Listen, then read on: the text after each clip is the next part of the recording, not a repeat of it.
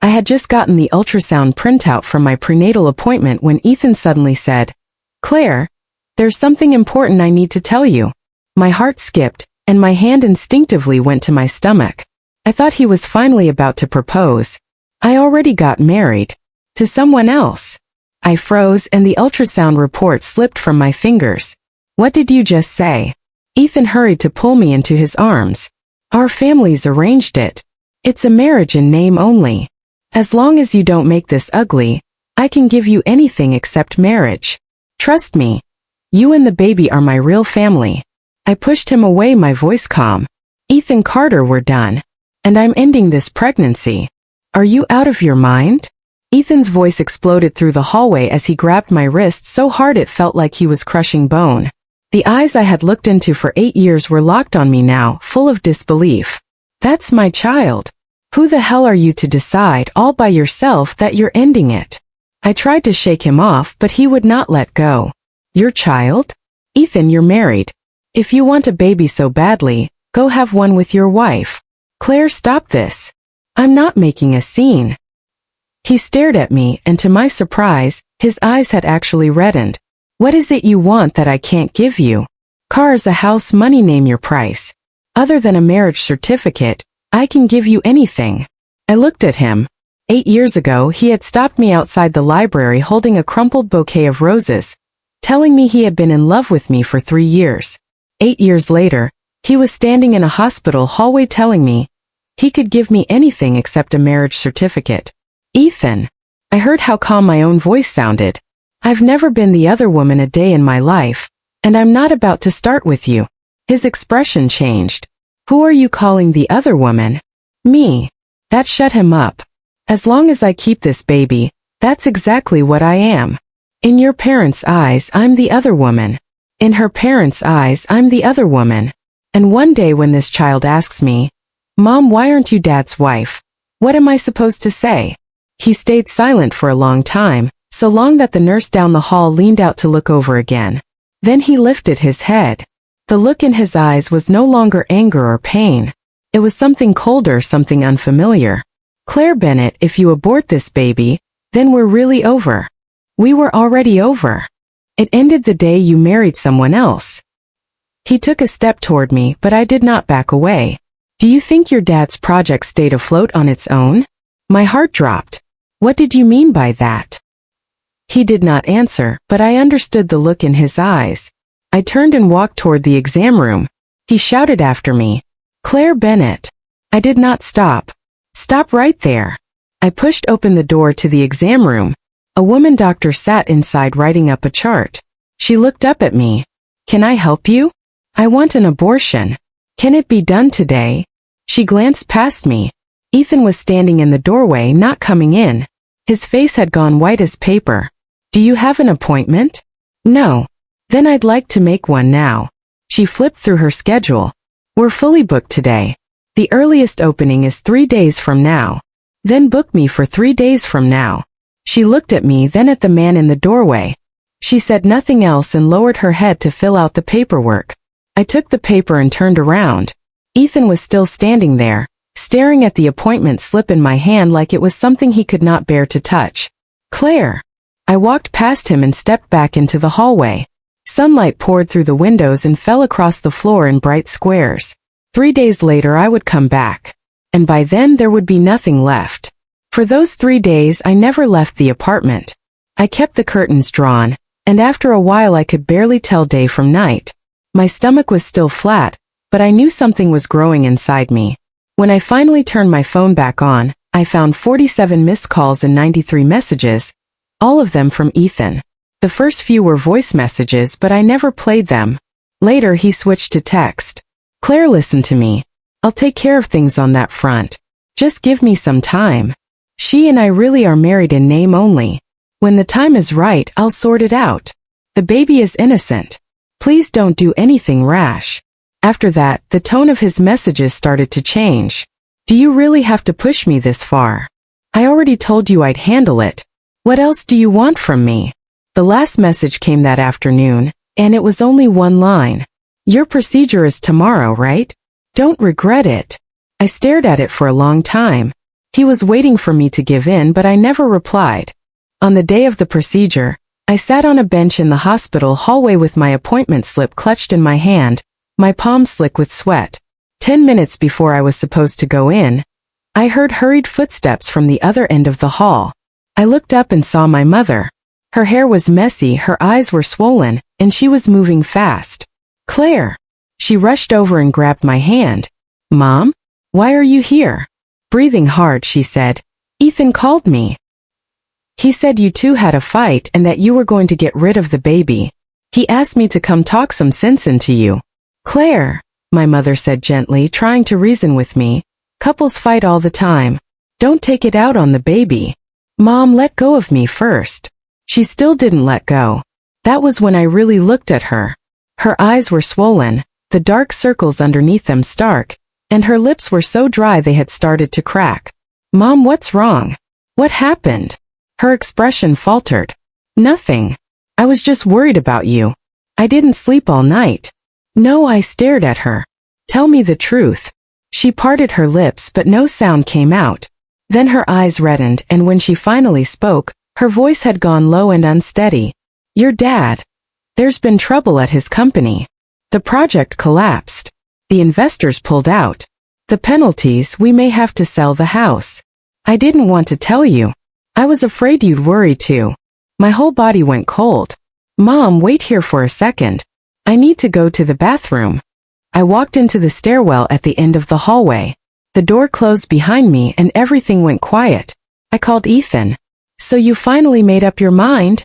he said, his voice calm and steady, as if he had been expecting this call. "What happened to my dad's company was your doing." It was not a question. He gave a quiet laugh, not smug exactly, but the kind that said I'd finally figured it out.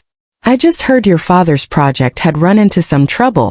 I was going to help, but you insisted on cutting ties with me." His voice was warm, almost casual, as if we were discussing something ordinary, but it sent a chill down my spine. "Ethan, you're threatening me." His tone finally dropped. He stopped pretending. "You stay and the baby stays.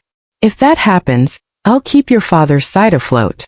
But if you insist on breaking up with me and aborting the baby, then I have no standing to interfere." "What about her?" There was a second of silence on the line. "I'll deal with that side of things. Just give me time." I closed my eyes. The stairwell was dim, lit only by the sickly green glow of the exit sign. "Fine. I'll keep the baby." On the other end of the line, he let out a long breath. Then he said, "Claire, thank you. I'll arrange everything right away. Your father's situation will be stabilized tonight." I said nothing. He continued, "I know you hate me right now, but one day you'll understand. Everything I'm doing is for us." I hung up and stood there in the stairwell, phone still in my hand, unable to move. "For us?" I lowered my head and looked at my stomach. It was still flat, with nothing to show yet. But I knew a life had already begun to take root there. A life he had forced me to keep. I let out a small laugh, and before I knew it, tears were slipping down my face. He said he would handle that side of things. He told me to wait for him, but from beginning to end, he never once said he would divorce her. My phone buzzed again. I did not look. I did not need to know who it was. From that moment on, I stopped believing a word he said.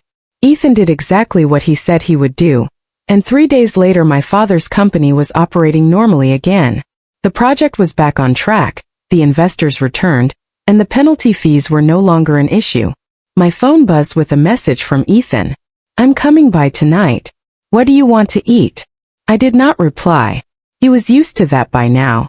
For the past 2 weeks he had texted me every day, and I answered maybe 1 out of every 10 messages. When he came to the apartment I let him in, but I never let him stay the night. He never got angry. Before he left he always said the same thing. "Get some rest. If you need anything, call me anytime." He acted like a caring boyfriend, as if nothing had ever happened. Then one day my phone exploded, starting with Facebook. Friend request after friend request poured in, and every verification message was full of insults. "Die homewrecker. Shameless bitch, and you're still pretending. Girls who steal other women's husbands never end well." Then I saw that someone had tagged me on X. When I clicked in, it was a post from a gossip account with my photo attached. The headline screamed, "Art World Curator exposed as mistress, allegedly pregnant and trying to push out the wife." The post claimed I had known Ethan was married and still refused to let go, that I had deliberately gotten pregnant to pressure him into divorce. It also said Vanessa had been so furious she ended up in the hospital, and that the apartment I lived in had been bought with marital assets. The comments were full of nothing but curses aimed at me. My hands started shaking as I kept scrolling. Someone had dug up my father's company address too, posting things like, "This company's products are trash, and anyone who works with them must be an idiot." My stomach lurched and I ran to the toilet to throw up. I knew it was Vanessa. Afterward, I sat on the floor. The tile was so cold it made my legs go numb, but my mind had never felt clearer. I went back to the living room and opened my photo album. September 2017. Outside the university library, Ethan had his arm around me, grinning from ear to ear. That was the first day he finally made me his girlfriend. April 2018. My birthday. He bought me a cake. In the background was the first tiny apartment we rented together. Summer 2019. By the lake, he had me on his back and was running down the boardwalk. Early 2020. He came to my parents' house for dinner. In 2021, when he graduated, I put his cap on his head, and he threw one arm around me and flashed a peace sign at the camera. In 2022, after we moved into our new place, he was in the kitchen making noodles for me, and I secretly took a picture of him from behind. Every photo had a timestamp. Every photo proved that before 2023, we had already been together for 6 years. And Ethan had married Vanessa in March 2022. I picked out the 9 most representative pictures and posted them in a photo grid. Then I added one line. "You tell me who the mistress really is." After I posted it, I tossed my phone onto the couch. By the time I picked it up again, the reposts had already passed 10,000. The mood in the comments had completely changed. Wait, according to this timeline, they were together for 6 years before he got married. Holy shit. Then Vanessa was the one who stole somebody else's man. So she played victim first? That's insane. Someone tracked down Vanessa's ex account. She had posted a romantic update before, showing off her wedding ring, and the timestamp was April 2022. Her comments section had already turned into a bloodbath. "Aren't you the mistress here? You stole somebody else's boyfriend and then tried to flip the story. What kind of socialite are you? You're disgusting." Half an hour later, the hashtag Vanessa Sinclair's the mistress hashtag shot to #1 on the trending list. Then my phone rang. It was my mother. "Claire." I saw it. "Are you okay?" Her voice was full of panic and heartache. "I'm fine, Mom." I held the phone tighter, but my eyes were already burning. What the hell is wrong with that Vanessa Sinclair? Who does she think she is, bullying my daughter like this? I froze for a second. My mother never cursed. "Mom, are you really okay? What could be wrong with me?" she said, her voice strong and steady. "People were even bringing flowers to your father's company just now, saying they supported the real one." I held the phone as tears fell one by one. "Claire, I almost misunderstood you. I thought you really..." She didn't finish the sentence. "It's okay, Mom." That night, Ethan came over dressed in a sharp suit, but the dark circles under his eyes made it obvious he hadn't slept in days. "Claire." I said nothing, and he looked back at me with an unreadable expression. "The Sinclairs have taken a huge hit.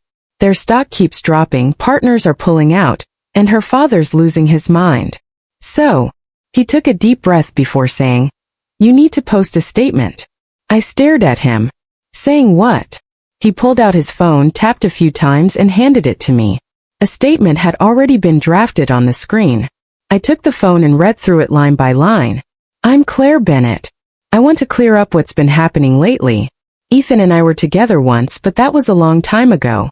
After he married Vanessa in 2022, we broke up. I was the one who couldn't let go, who kept clinging to him and trying to win him back. I got pregnant on purpose because I wanted to use the baby to force him to divorce her. Vanessa was furious when she found out, and the post was meant to scare me off. This is all my fault. Ethan is not to blame. Vanessa is not to blame." I looked up at Ethan. "You want me to post this?" The Sinclairs need an explanation. If you say all that, Vanessa becomes the victim, the wife blindsided by her husband's mistress. Her family can repair their image, steady the stock price, and win their business partners back. And if I don't? In this situation, you're the only one who can fix this. If you post it, the Sinclairs back off and I keep helping your father. If you refuse, neither side walks away clean. Ethan gave me 3 days to think about it. 3 days later he sent me a message. Claire, have you decided? I didn't reply. When he called I declined it, and when another message came through saying, Claire, don't push me, I still gave him nothing. I was gambling on the 8 years we had shared on whatever conscience he had left. I lost. On the 7th day, my father's company was pushed into bankruptcy liquidation. Someone had reported tax problems, accounting irregularities and contract violations, one after another. When my father called me, his voice was hoarse. Claire, the company's gone. I stood by the window gripping my phone. Dad! A bunch of people came in and took all the books. They said there's more to investigate, that things may get even worse. He couldn't finish. Dad, don't panic. I'll think of something. I'll figure it out. Claire. He cut me off and suddenly his voice turned steady. Tell me the truth. My heart sank. What truth? Is this because of Ethan? I said nothing. The day the company first got into trouble was the day you broke up with him.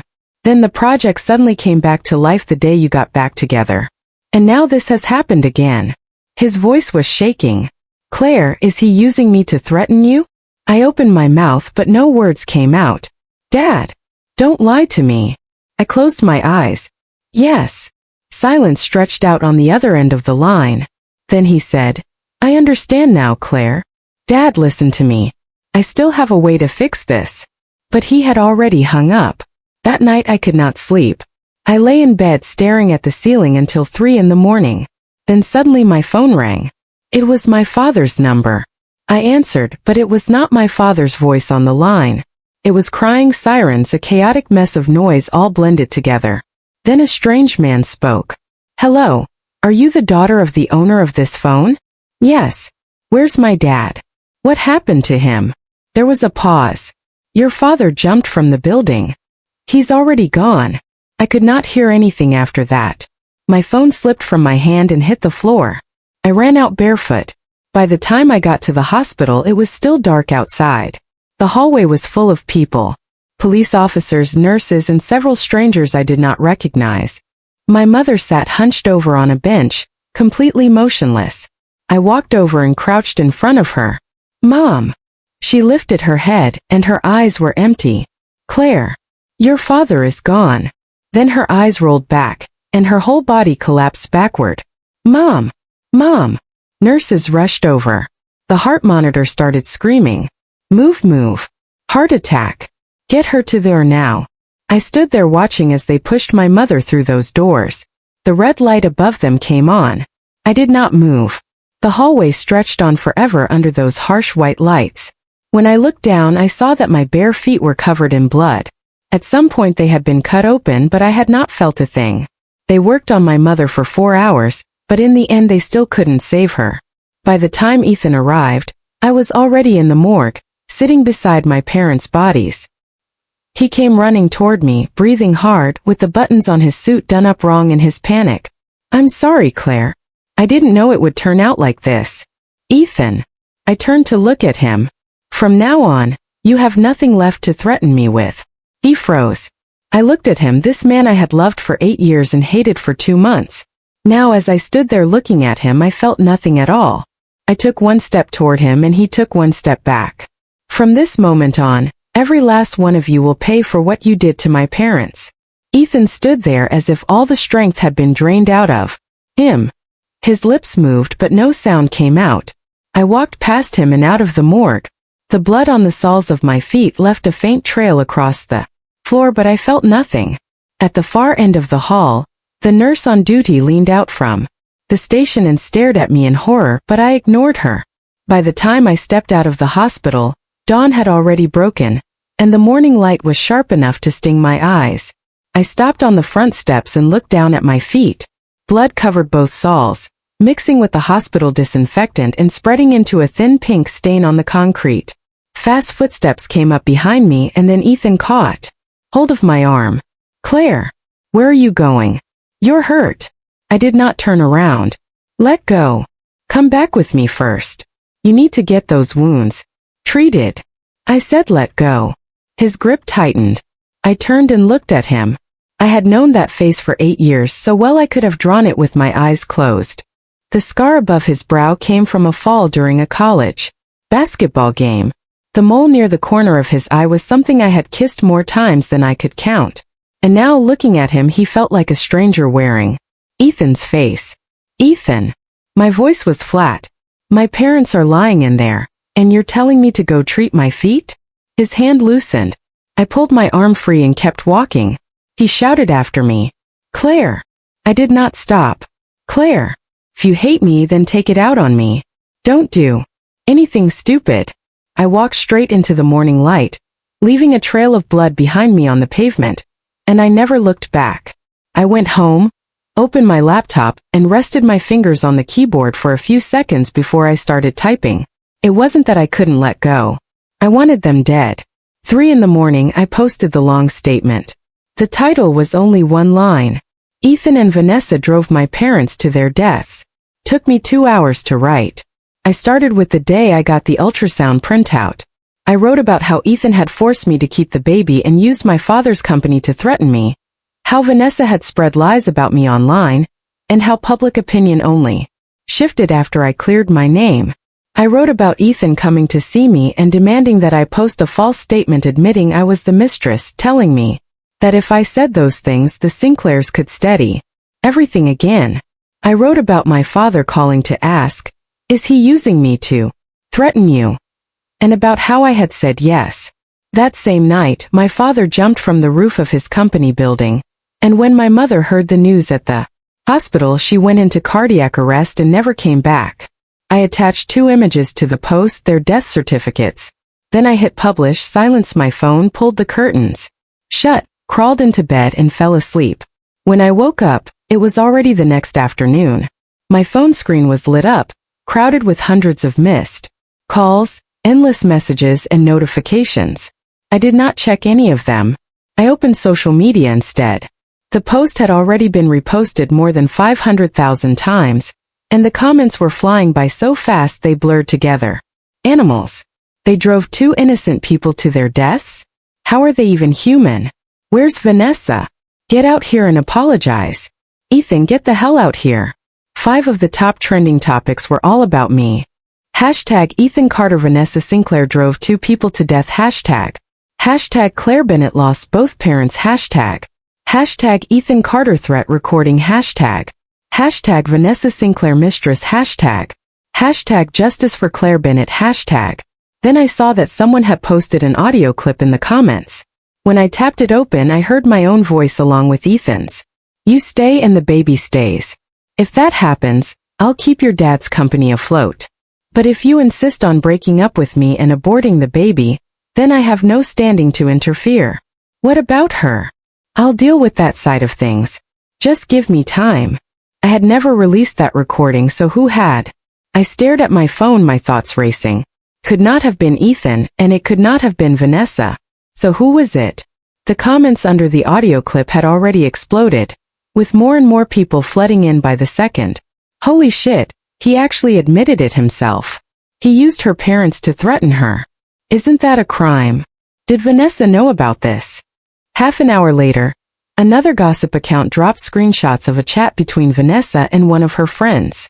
Vanessa. That bitch posted on X. She's so damn annoying. Friend. Didn't you say she was the mistress? Vanessa. So what if she is? I can still make her die. Friend. What are you going to do? Vanessa. Doesn't her dad own a company? I'll make Ethan go after it. Friend. You think he'll actually do it? Vanessa. He'd better. I've got dirt on his family. The timestamp on the screenshots was from 2 months earlier, the exact day my father's company first got into trouble. I stared at the screen, my palms damp with sweat. Vanessa had known the truth from the very beginning. She She was never some innocent wife misled by a mistress. She had been orchestrating it all. The mood in the comments shifted completely. So Vanessa was the real mastermind. They did this together. Call the police. Arrest them both. Then my phone rang. It was an unknown number, and when I answered, a man's lowered voice said, "Miss Bennett, I used to work for Sinclair Group. I have something you may want." 3 days later, hundreds of people had gathered outside Sinclair Group headquarters, holding signs and shouting slogans. "Vanessa, get out here. Justice for Claire Bennett. A life for a life." I stood inside a cafe across the street, looking out through the floor-to-ceiling window with an untouched hot Americano in my hand as I watched the crowd swell below. Someone approached from behind me and said, "Miss Bennett, everything's been sent out." I turned to find a man in his early 30s wearing an ordinary jacket with the kind of face that would disappear in a crowd the second you looked away. His name was Daniel Parker, the former head of legal at Sinclair Group. He was the one who had leaked the screenshots. "Thank you, Mr. Parker." He shook his head, his expression unreadable. "I worked for the Sinclairs for 8 years and saw too much. This time I just couldn't pretend I hadn't." Then he handed me a flash drive. "It's all here. Financial fraud, bribery records, illegal operations. There's enough to put them away for 20 years. I took it from him and asked, "What do you want in return?" He paused for a second, then gave me a bitter smile. "Nothing. I just want one good night's sleep." With that, he turned and left. I looked down at the flash drive in my hand. It was tiny, black, and cheap-looking, but inside it was everything the Sinclairs had built over decades, along with everything that could destroy them. I split the contents into 3 copies. One went to the prosecutor's office, one to the disciplinary authorities, and one straight onto the internet. The caption was only one line. "This is what they've been doing all these years. See for yourselves." That same night, Sinclair Group stock collapsed. The next day, Vanessa's father was taken in for investigation. By the 3rd day, Sinclair Group had been raided, its accounts frozen, and every project under its name shut down. Vanessa locked herself inside the family villa and stopped showing her face, but people still gathered outside every day, throwing rotten eggs and spoiled vegetables at the gates. Things were no better for Ethan. The Carter family company was exposed for tax evasion, contract fraud, and bribing public officials. Their business partners pulled out overnight, the banks came calling, and employees showed up at the doors demanding unpaid wages. Ethan's father was barred from leaving the country, and his mother was so enraged by the fallout that she landed in the hospital with a cerebral hemorrhage and was left partially paralyzed. Then Ethan called me, and when I answered, his voice came through hoarse and ragged, thick with tears. "Claire, that's enough. Please, it's enough. My parents are finished, the company's gone, and I've lost everything. Please just let me go. I'm begging you." I held the phone to my ear and looked out at the sky beyond the window, which was bright blue and streaked with clouds. "Ethan, let me ask you something." He went quiet for a moment before answering. "Okay. That night when you called and told me not to regret it, did you know what I was going to do?" He said nothing. "And when you tried to force me to post that fake statement, did you know my father would die?" His voice trembled. "I didn't know. I swear I didn't know." I let out a quiet laugh. "No, you didn't know he would die. You just didn't care what happened to him." On the other end of the line, he broke down completely. His sobs were loud, ugly, and impossible to hide. "Claire, I'm sorry. I'm sorry for what I did to you. I'm sorry for what I did to your parents. I was wrong. I really was." "You were wrong," I repeated slowly and clearly. "Ethan, in 8 years, this is the first time I've ever heard you say that." He was crying too hard to answer. "It's too late." Then I hung up. A month later, Vanessa's father was sentenced to 15 years, and Sinclair Group was forced into bankruptcy liquidation.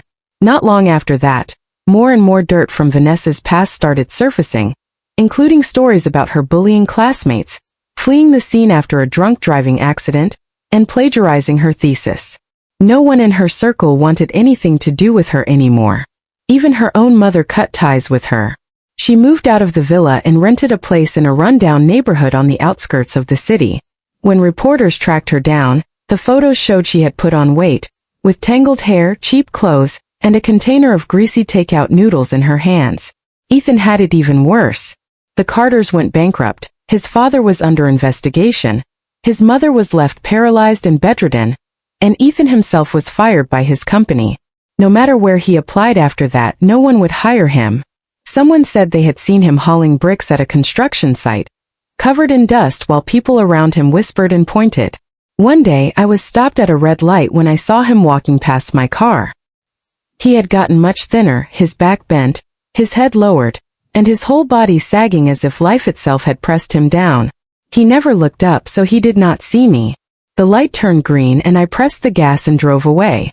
I felt no hatred, no satisfaction, nothing at all. That winter, I went to visit my parents' graves. The cemetery was quiet, tucked away in the suburbs. I crouched in front of their headstones, set down the flowers I had brought and said softly, "Dad, Mom, the people who hurt you got what was coming to them." The wind was strong enough to make my eyes sting. "Mom, you told me to live well. I will. I'll live for both of you." When I stood up and turned around, I saw a man standing behind me in a black coat, holding a bouquet of white chrysanthemums. It was Daniel. He walked over, placed the flowers in front of the headstones, bowed, and then turned to face me. "Miss Bennett, I'm sorry. I asked around and found out where your parents were buried. I wanted to come pay my respects." I looked at him. "Why?" He was quiet for a few seconds before he answered. "Because I understand.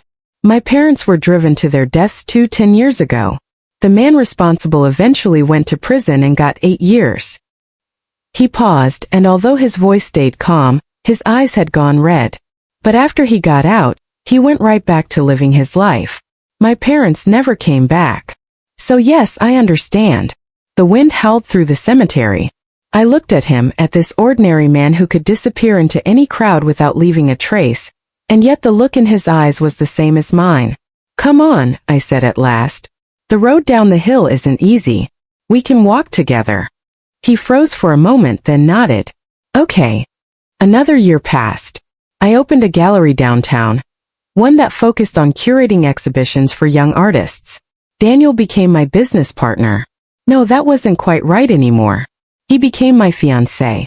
That day, we were sitting by the floor-to-ceiling window in the gallery while rain tapped softly against the glass outside. He was scrolling through the news on his phone when he suddenly handed it to me. "Look." On the screen was a tabloid headline.